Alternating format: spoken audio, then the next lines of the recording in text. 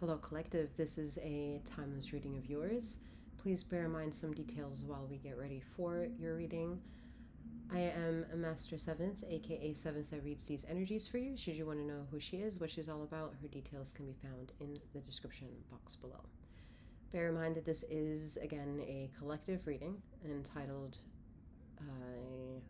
for the element of Earth, which has a coinciding relationship with the earth signs of Virgo, Taurus, and Capricorn. This reading may provide more resonancy if you are in any of the signs in a position of Sun, Rising, and or Jupiter for the energies of 7th that reads these energies for you via this channel. Again, you just also may just be here because there's something within this reading that is for you. It is open for all and anyone.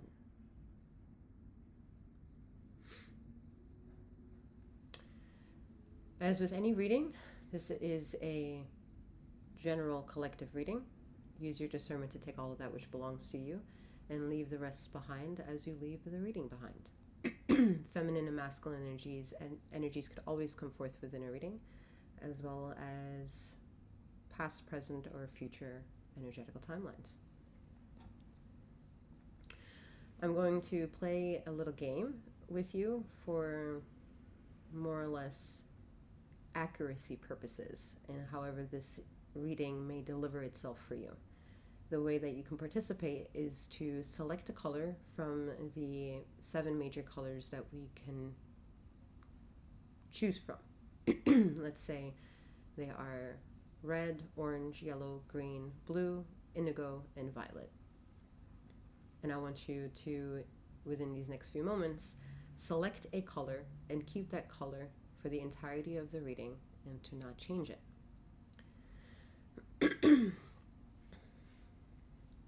Again, to choose a color, either red, orange, yellow, green, blue, indigo, or violet, and to keep and hold on to that color for the entirety of the reading.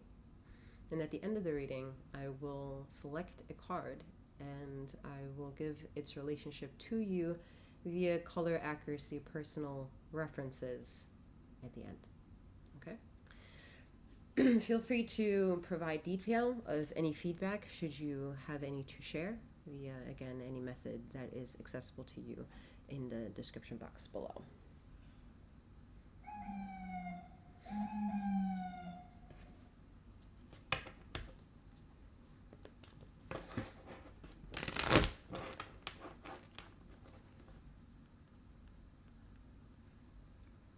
The major narrative is going to be a reflection off of that siren, which is going to 311 and 933, put you in a relationship, a kindred spirit, we could say, with your higher self and its relationship to the spiritual energies around you.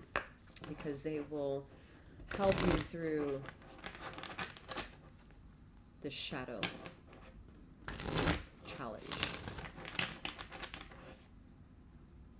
Remember that for me, 7th reader radar.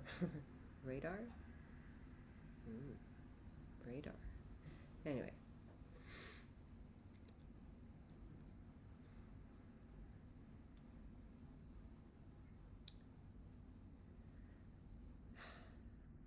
imagine yourself for a moment being left in the wilderness at night. And it's a brand new situation, as in there are no fears. There are no inhibitions. Because it is what it is. So an unknown becomes the known because it's fresh to you. Anything that you become from that moment onward is you becoming. Whether you become more of you or challenged with what you're facing to become, that's more or less the question at hand, right? Almost like an impossible question. Pardon me one moment. recently fixed, so issues.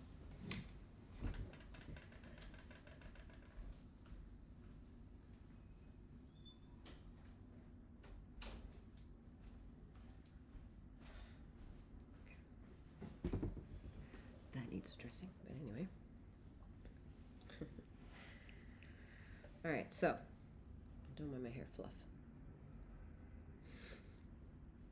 All right. So imagine you're in this scenario where you're new in a situation, and the situation is what you perceive as absent of light. You seeing this video is proof to me that you can see with light present. However, let's imagine the opposite. And in this opposite, you are in a void of space of perceived blackness. And in this perceived absence of light, we are left with something. And I say left because I'm forcing your imagination to put yourself in that situation. However, if you were birthing from that situation, it would be your reality. What is there? What is absolute? What's finite? And what may be brewing within you right now is the question at hand and your natural response to that survival of an aspect of a question. To react when that question comes. To become triggered by that thought and allow it to systemically rule you with the vibration that it has to offer, with your thought of mind and your thought of inquiry and your voice of reason or voice of question. Whatever it is, it's a multitude, a multifaceted way of being. As you're being, you're always becoming. If you're becoming more, is irrelevant to being, because what being thrives off of is you to be. So within the space of absent of light and this pitch black of darkness, it would be reasonably sound to assume that you were then chiseled with having to navigate through animalistic instincts. Can you feel the space around you? Can you sense the space around you? Can you bring a bigger dialogue or bring dialogue to the existence what you perceive is of nothing, because you may perceive in that world that there's nothing, yet pitch blackness around you. And when you maneuver, you might bump into things, and you might touch things, and might click close and be able to identify things or get to learn how to identify what it is that you are. In that space, to think that space is of fear and only navigating of fear or of darkness because it is of darkness, because it's in a space of absent of light, what we know it to be, because we have this to compare that to, it would be unfair to assume that it is negative. For in the entertainment that we see now, there might be falsities coming through now. And the falsities that come through now are just as negative as the perceived negativity that we assume from this space of absent of light. Yet in the space of getting to know the absent of light is to become acquainted with it in a language that lets you also understand that being in a form of language to it is you being in a positive state in that perceived absence of light. And that's your quest moving forward. That is your 919, your challenge to see where you are swinging in that pendulum of existence of all absolutions in a 360 cycle of what it means to be energetically you, and how energetically you react and become through other people. All while dancing with your shadows, embracing them.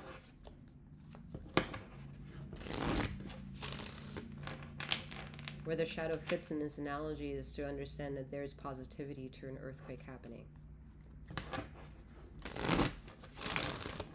You living in a space where there might be earthquakes might mean there's negativity within that space of the earthquake occurring. But it'd be illogical to deem the earthquake as negative.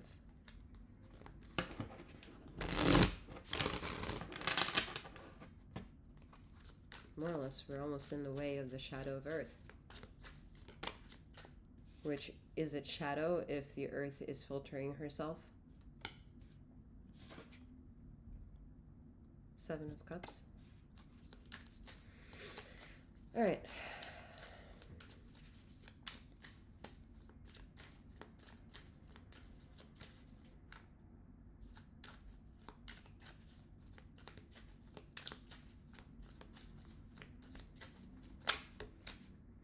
One way to understand how you are being, especially if you came to this reading thinking that you're not being, or you are feeling like you need to embellish being, or embellish to be, or just to understand what be is, and to be what it means, or to become,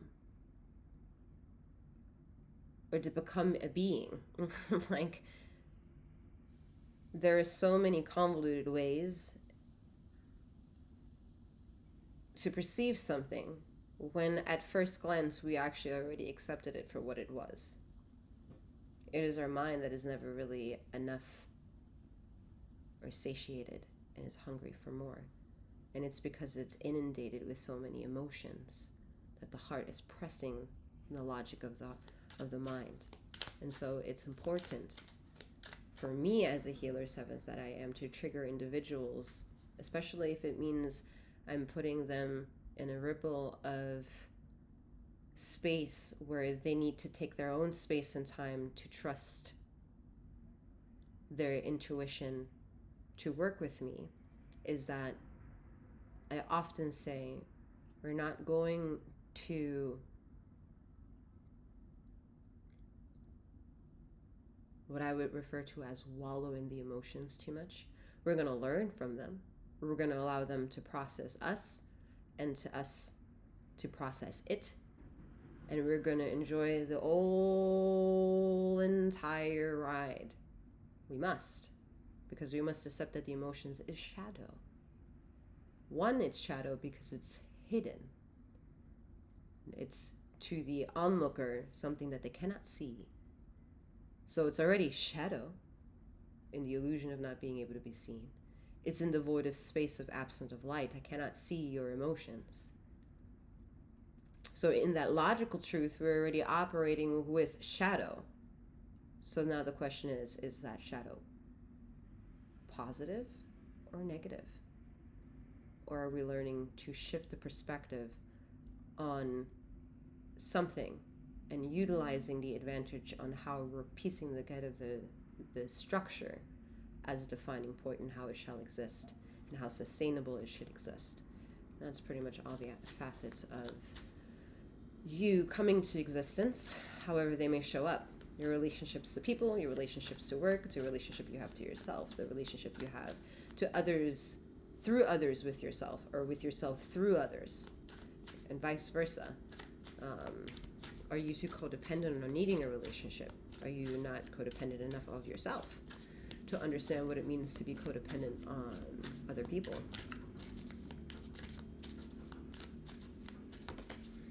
Have you picked up what you put down? Have you brought equality?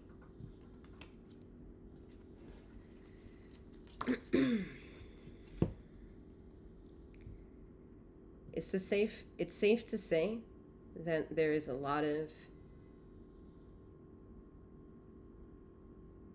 motivation. I think it's almost safer to say that this most of motivation is caused by anger.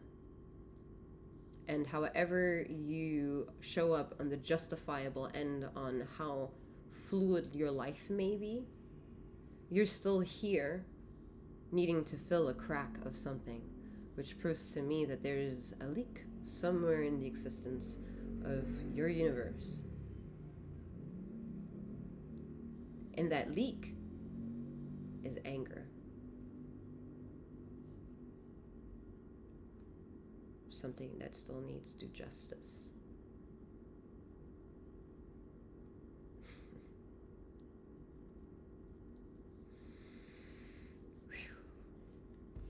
Feel that heat wave come through you.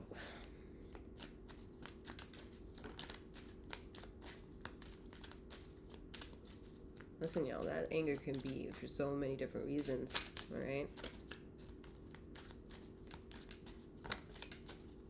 If the land mass is already in chaos, you can definitely suggestively suggest or suggestively assume that there are going to be many variables within the landmass of problems to also be problematic.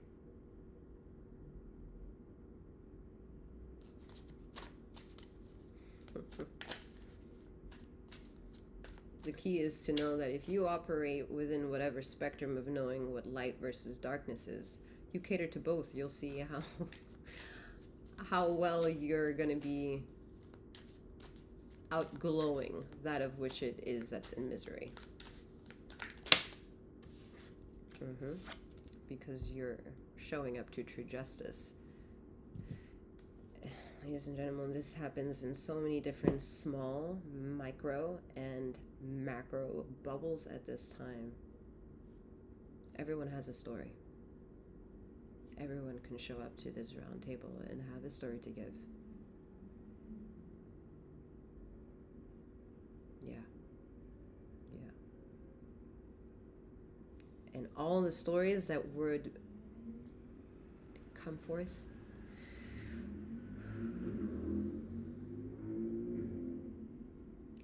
it's like taking the magic eraser and just taking what you think is white and making it whiter to the point that it's so clear, it's like, wow, didn't know white could be so transparent.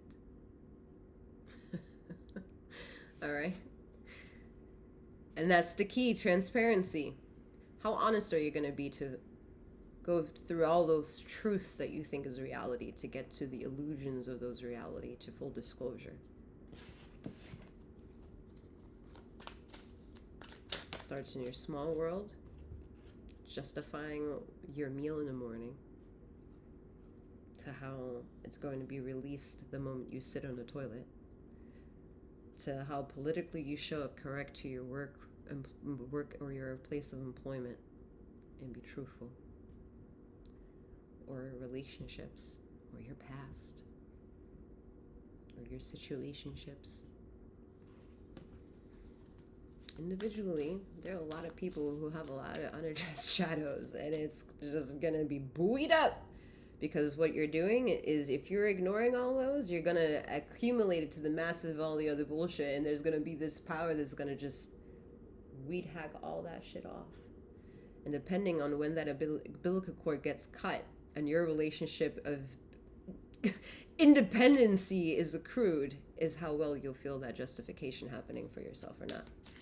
It's a very powerful reading.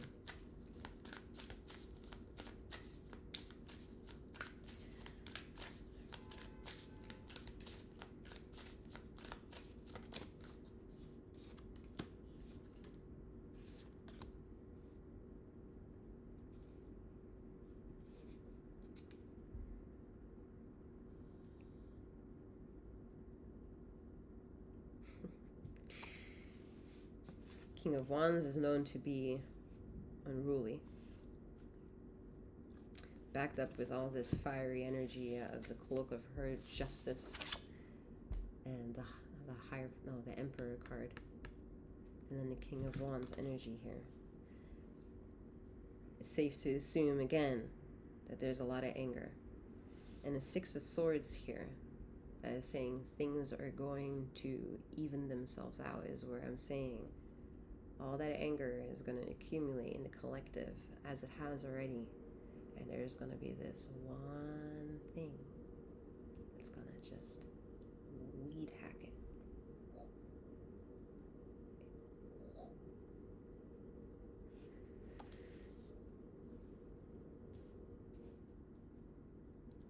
It's almost going to happen so fast, you're going to second guess that it's happened.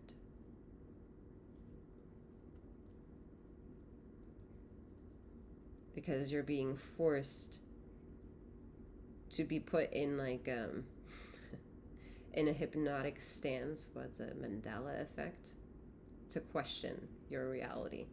That's already happening to you. Whether it's happening in your delusions of your emotions and your anger, of your fear, your trauma, your idea of not knowing, the illusion is already occurring. How close we are into unraveling your personal story. That's your own personal story to make manifest so that it roars out for people to hear. This anger is connected to your relationship to your womb, hence the weed whacking. And when that happens, your relationship to being now independent from that cutting.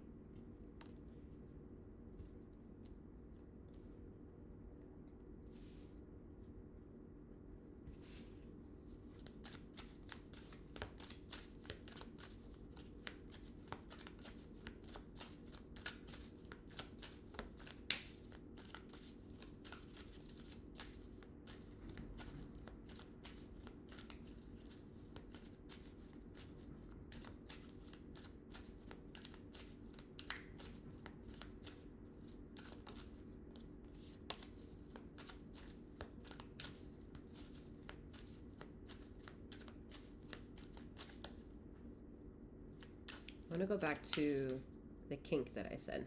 A kink could be very much a narrative of a trauma that happened in an earlier stage of your life. And the way that it can make manifest that it's there in existence can come out in so many different ways. Seeing a person that you feel energetically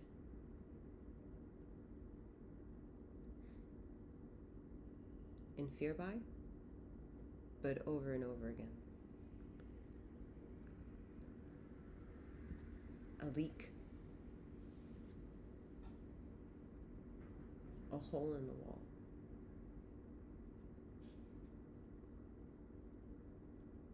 An alarm that keeps going off because you don't remember, you don't know, or other people that live in this condition don't know, and you need to tell them. Their alarm goes off, their battery is low, and you just live in that existence.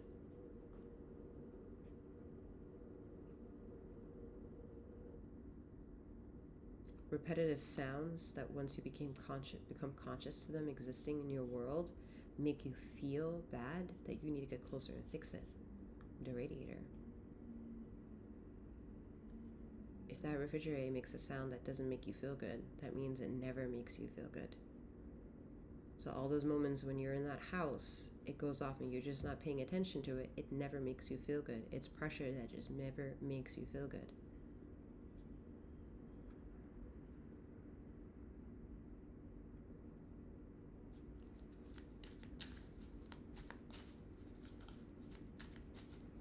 Wearing AirPods too much. Sleeping next to your phone.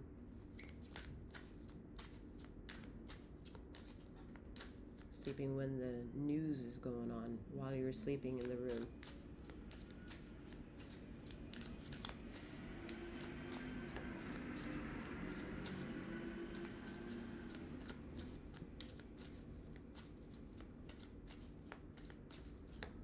Smell. A stink. Okay, not a good smell. A stink. A danky smell. Those are all the symbolic kinks.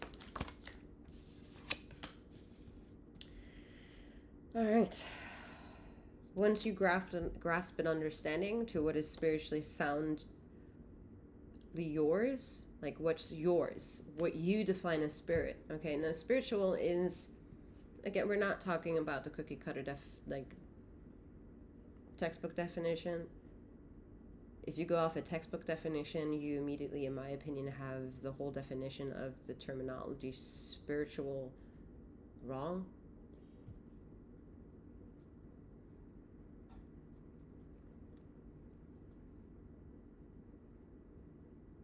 And when I'm forced to say something like that, it makes me feel like I'm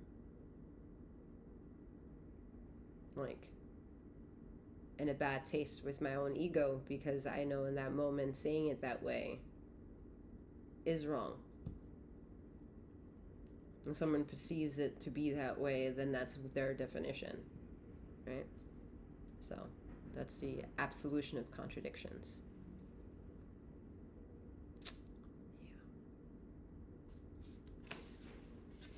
Yeah. Six of Wands here is to tell you that if you feel that the narrative of anger isn't healthy, then I don't think you understand a healthy lesson of how anger can be a fantastic motivator. Because some people are so, it's almost coming about a bit pompous in their demeanor of how they want to be so correct, and they don't want to be malicious and maleficent and be cunning and argue. At the same time, you never arguing is almost a red flag to other people, because like, what are you passionate for?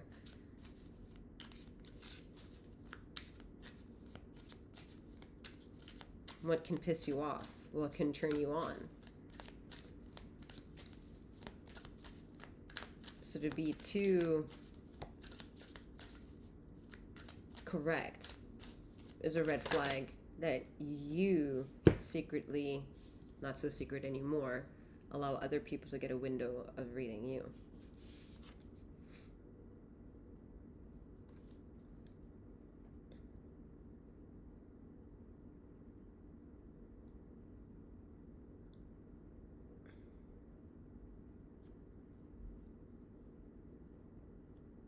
I think the gift that will come from this weed hacking approach here, that I can feel from saying it, and some of you are a bit afraid of what that could mean, that all that it means is taking the magic eraser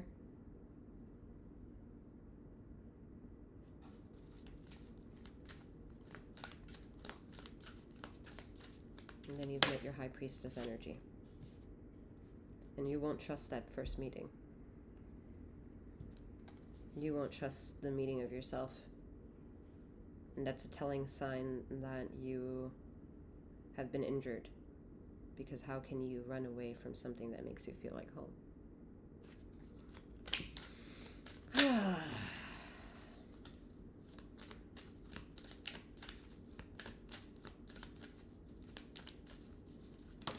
The relationship with you needing to heal the wounds to your mother is extremely in your face in this reading, okay?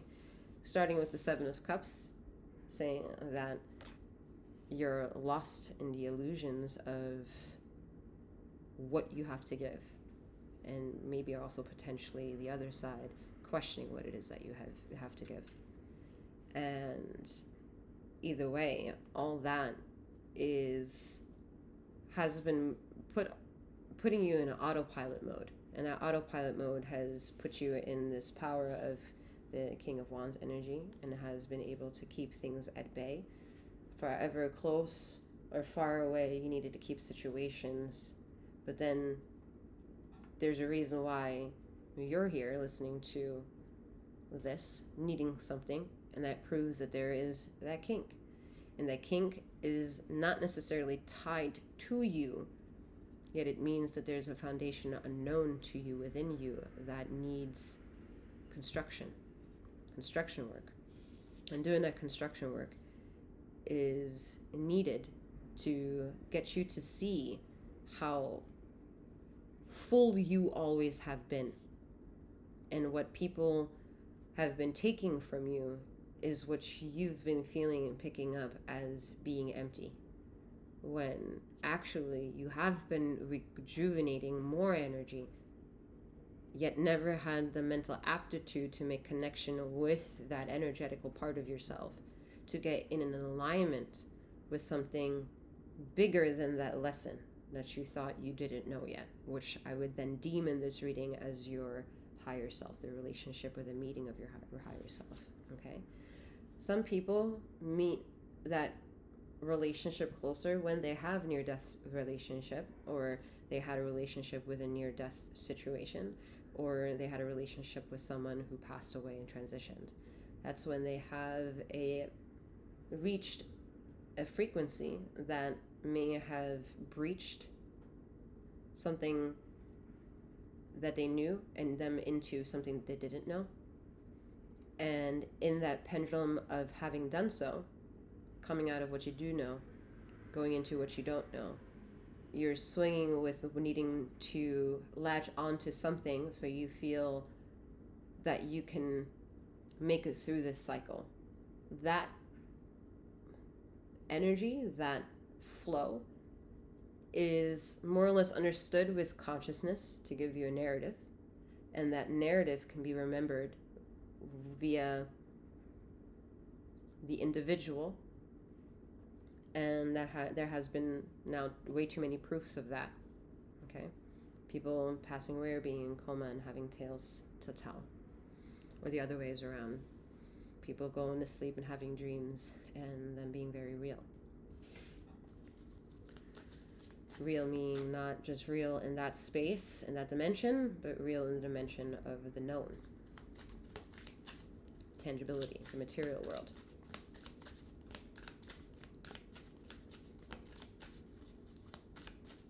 So the death card here is more or less curious. How are you going to show up to it and embrace the journey, how you got to it? Because that has been and always been the energies of the moon, trying to help you navigate in this space of darkness and get you to understand that the fight that you feel within the space of the absence of light, that you are something. You can't see that something yet because that something is busy making sense of its existence. There is still chaos happening within that space of what you cannot see. Recognizing that within yourself is that space of death, the other side of the moon, that which you cannot see, but yet you know it exists. Theoretically, practically, all right, and especially in the material world, because we all do one thing. Well, we do many things, but there's one thing that we all, so there is another thing that we add to that list of what we all have in common, and that is to go rest. And that rest has a scientific fact too of how the average of what it means to rest well, and then there is a reality of how much that fact fits your reality. So I think I just brought that up, that there's so many ways that we can bring a gift to ourselves if we allow ourselves to give it to ourselves, and then to also then accept that we can take it from ourselves. And that's our control back. Asking hard questions, not being afraid of the space of sleep, and creating at least the dialogues at some point of the waking day to conquer that of which it is that you face when you go to sleep, and that makes you feel like you can't really talk about with anyone. And let it be known that I'm someone here that could help you should you feel the need for seventh to assist you.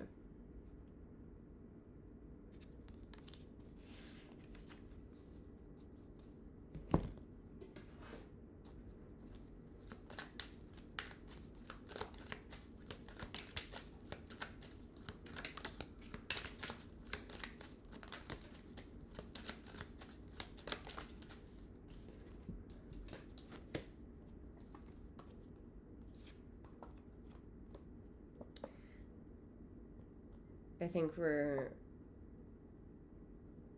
starting to close out with a fundamental lesson from Ether, that in the analogy of being catapulted in a space of nothing might be a feeling that we don't know or is unfamiliar, but what we do know is familiar is knowing that the whole entire body that which you are existing out of was created more or less in a space of nothing.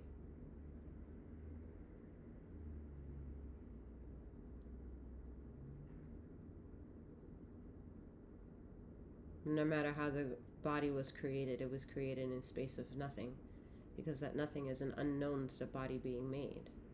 That body feels like it knows nothing, while there are other bodies maybe in charge of creating this body that also don't know yet the result of this body. So there's a lot of unknowing in a knowing happening, which is a blessing.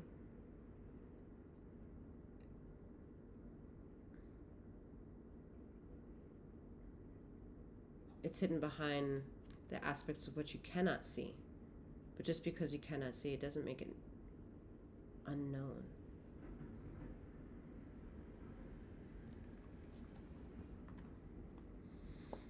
You're not going into the situation of shadow dancing without a guiding light.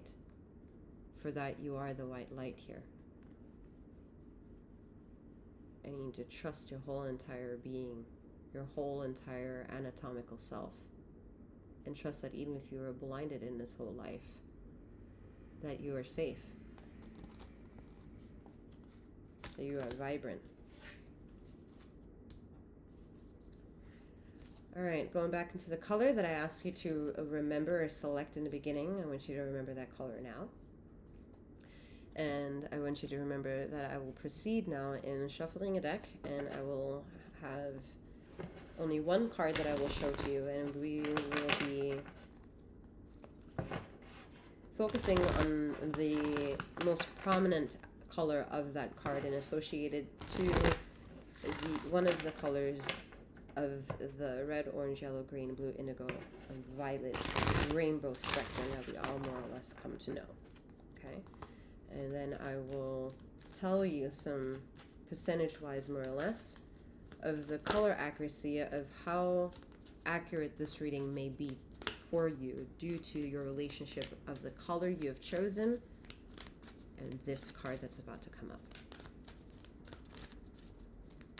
Use this information for however you may benefit off of it. If it doesn't benefit for you, then it doesn't. Totally fine. If it does, then amazing. If you'd like to, again, share your feedback, you can do so. Okay. Don't change that color. All right. The color of the card is orange. So we're comparing your color that you've chosen to this color orange. Okay. Now, the color of this card is orange. If you have chosen for the entirety of the color of the color of the entirety of the reading, the color red, comparing yourself to this color, you are at about a 95% color accuracy of resonancy for this reading, with only about 5% of shadow work that needs to be done. If you have chosen orange, you are at 100% accuracy of this reading, and there is no shadow work that needs to be done at this time. If you have chosen yellow, you're at about a 80% color accuracy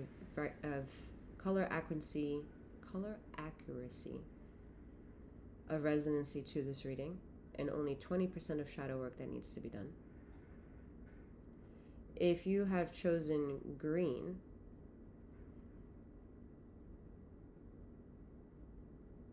then you are at about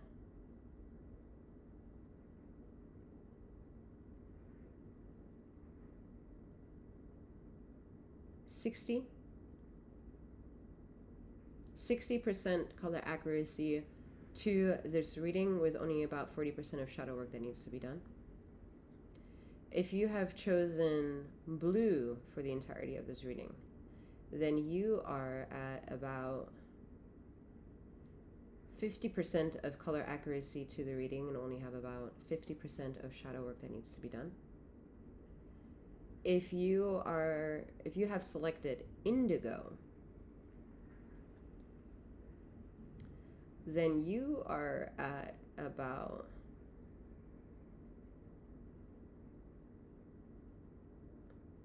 40.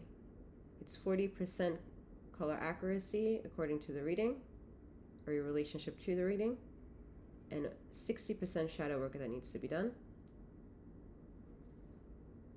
And if you have chosen violet,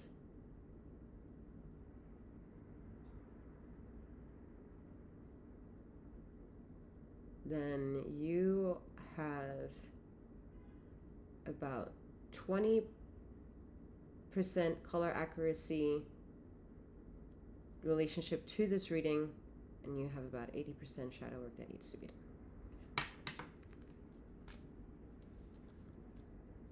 Take those messages however they may benefit you or may be of assistance to you. If you have any questions, please feel free to reach out. The message of the card is growth. I want to expand my consciousness and my awareness.